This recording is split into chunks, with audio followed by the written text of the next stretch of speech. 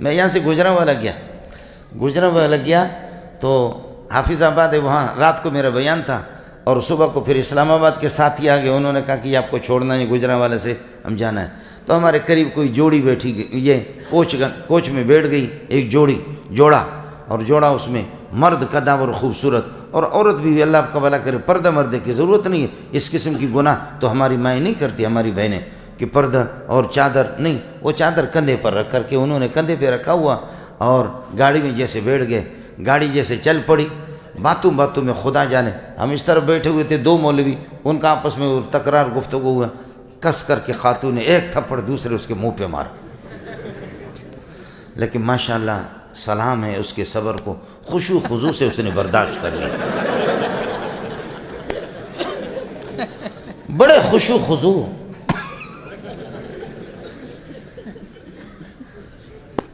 میرے ساتھ جو ساتھی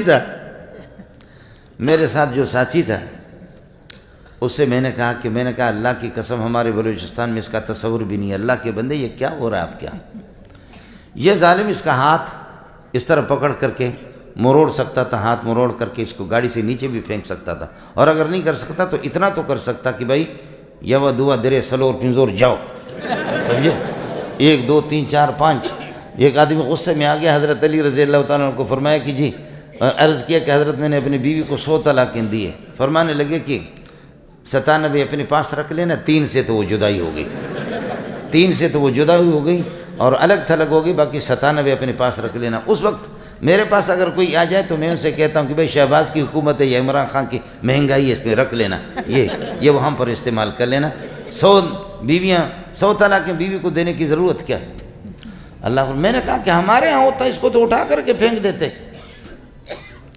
تو اس نے جو بات بڑی اچھی بات کی، میرے ساتھی تھے مفتی نعیم الدین بھاولپوری، کہنے لگے استاد جی تم لوگ پٹھان لوگ اور بلوچ لوگ پاگل قسم کے لوگ ہوتے ہو، خدا ان ہاتھوں کو شل کرے جو اس پھول کو تھپڑ مارے، خدا ان ہاتھوں کو شل کرے جو ان پھولوں کو کیا کرے، تھپڑ مارے۔ اور ظاہر ہے صوفیہ کے ہاں اصول یہی ہے، کیا اصول ہے ان کے ہاں؟ تندرست ہے تب بھی خدا کا شکر ہے، اور اگر بیمار ہے تب بھی صبر ہے، اللہ صابر سے بھی راضی ہے، شاکر سے بھی اللہ راضی ہے۔ صوفیہ کے ہاں پھر یہی ہوتا ہے، جی ہاں، صوفیہ کے ہاں مشہور ہے کہ ضرب الحبیب زبیب، محبوب کا تھپڑ اگر لگ جائے اس میں بھی بڑا مزہ ہے، جی ہاں، لطف سجن دم پہ دم، کہہ رے سجن گاہ ہوگا، یوں بھی سجن واہ واہ، وہ بھی سجن واہ واہ، لطف سجن دم پہ دم، کہہ رے سجن گاہ ہوگا، یوں بھی سجن واہ واہ، وہ بھی سجن واہ واہ۔ ہزاراں بارو گرانی مرا تو باز میں آیم،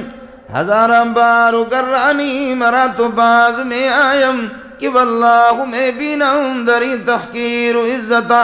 اے اللہ تیرے در پہ آ کر کے ذلیل بھی ہو جاؤں گا، جیسے بھی آپ مجھے جو دھکا دیں گے ربا، تیرے دھکے کے اندر جو مزہ ہے دوسروں کے پیار میں بھی وہ مزہ نہیں ہے۔ واہ واہ واہ۔ ہزاراں بارو گرانی مرا تو باز میں آیم، کہ واللہ میں بینم دری تحقیر و عزتا، اس دھکے کے اندر جو تیرے مزہ ہے کہاں جاؤں، کوئی اور دروازہ تو ہے ہی نہیں، کس کے پاس چلا جاؤں؟ اللہ اکبر اللہ اکبر۔ دلارا مان میں یابم بجز در کوئی تو آرام، باہر جائیں کہ من رفتم بدیدم رو یا فتح، اے سونا محمد تیرے گلیوں میں مدینہ مکہ کی گلی میں جو مزہ آتا ہے، خدا کی قسم دنیا میں کہیں بھی مزہ نہیں۔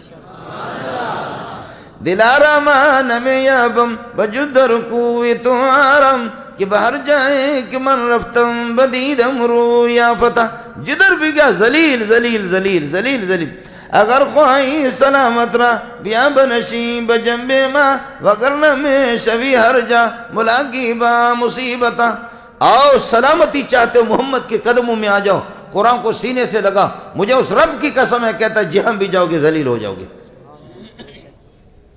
اگر خواہی سلامت را بیا بنشی بجنب ما، سلامتی چاہتے ہو، آپ صحابی کی بات کر رہے ہیں، صحابی کا معنی محمد کے ساتھ جڑا ہوا، آپ صحابہ کی بات کر رہے ہیں تعریفیں تو آپ کریں گے، زندہ باد تو کریں گے، لیکن ان کے کردار کو بھی لے لو نا۔